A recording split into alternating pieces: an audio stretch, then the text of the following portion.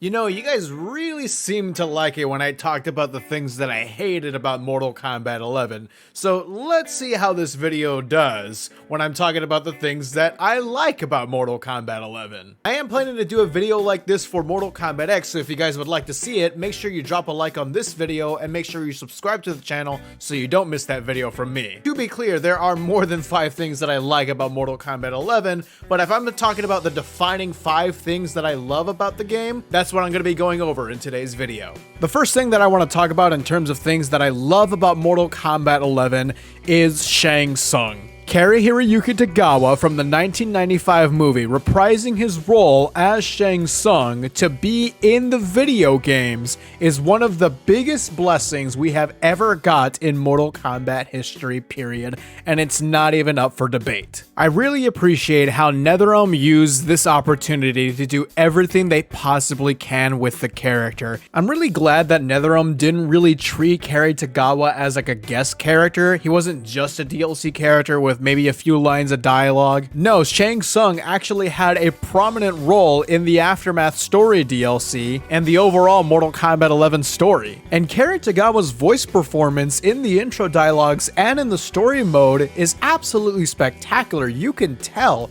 that there's so much life put into that performance and within the character. Everything that you love about Shang Tsung, everything that Shang Tsung is as a character, is 100% spot on in Mortal Kombat 11.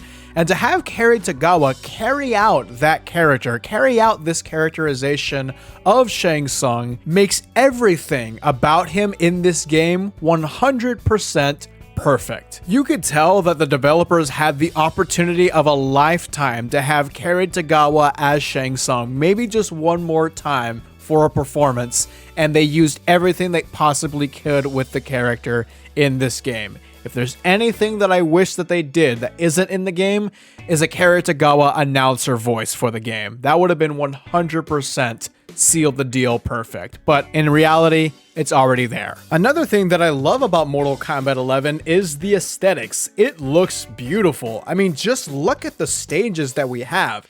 There's so much color, it's bright, you can see things, it's exciting. Things are happening in the background. The face models for all the characters in the game are spectacular. Everybody looks so darn beautiful, especially Katana if you know what I'm talking about. And they're probably the best the characters have ever looked in terms of faces in Mortal Kombat history. Now, I have problems with the costume aesthetics of the game, mainly the overly designed characters and the overly armored characters, but the classic costumes for some of the characters look 100% great. So when the characters actually look like the characters, they look fantastic. Who could have known? And the aesthetics being great in this game meant a lot to me because Mortal Kombat X was very ugly to look at. The overall color scheme was very dark, very black, very gray, very dark bluish. It was a very desaturated game to look at. It just looked very lifeless. And then Mortal Kombat 11 taking the opposite approach and going back to what Mortal Kombat actually is, very colorful, very saturated, all up in your face of how cool everything looks, was something that I greatly appreciated. Moving on to talk about story, if there's one thing that I could say that I love about Mortal Kombat 11's story, there's plenty of things that I like about the story, but if there's one thing that I have to say about the story,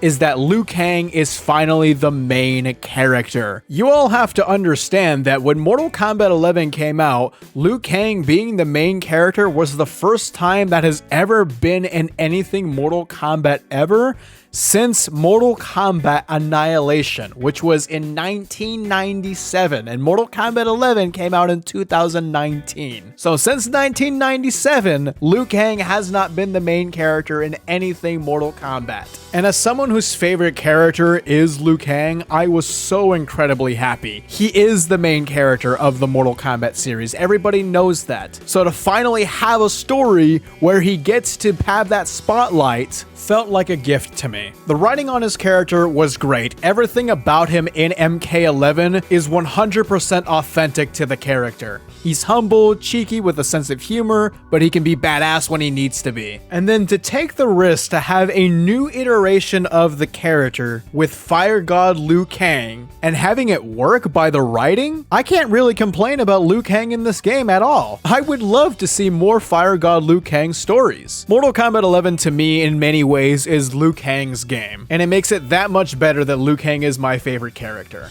The second thing that I really like about Mortal Kombat 11 is the Krypt. Now, I'm talking about the design of the Krypt. I'm not talking about the mechanics of the Krypt, because I understand there are problems with the mechanics of the Krypt, with the chests being randomized, like loot boxes, needing to refill the chests. I understand that's a problem, but the fact that the Krypt is treated like a third-person RPG type of mode where you get to explore at least a small part of the Mortal Kombat world on Shang Tsung's island, I still am very grateful for. It just looks so darn good. We finally get the opportunity to explore at least a small part of the Mortal Kombat world in a way that we haven't explored the Mortal Kombat world since Mortal Kombat Deception and Mortal Kombat Armageddon. Just being able to walk on Shang Tsung's island in a modern Mortal Kombat game in third person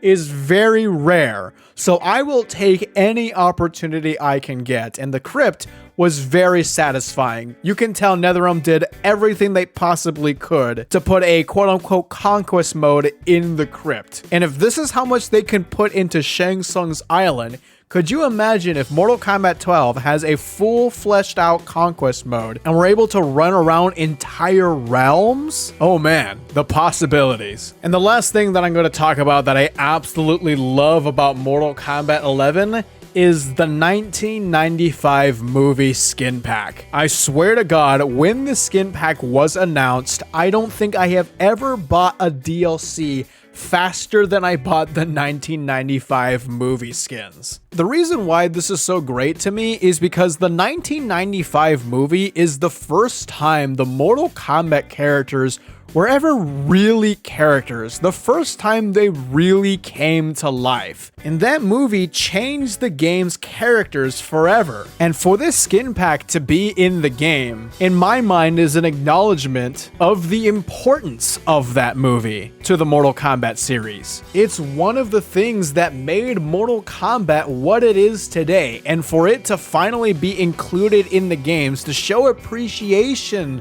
to the movie in the games pretty much directly makes me very, very happy. Also, just to put some salt on the wound, I kind of like how the 1995 movie got a skin pack and not the 2021 movie, when the 2021 movie came out the year this skin pack was released. Maybe just a little message that the 95 movie is miles better than the 2021 movie, which I think we all know is the truth. And there we have it, guys. Those are the 5 things that I absolutely love about Mortal Kombat 11. I know not a lot of people like this game or a little bit indifferent on it, and I understand that I have my fair share of problems, don't get me wrong, but there are so many great things that this game has given us, and I have to be fair about it, and I have to be grateful about it. Just out of common decency, you know? If you enjoyed this video, make sure you drop a big thumbs up and subscribe for more Mortal Kombat content.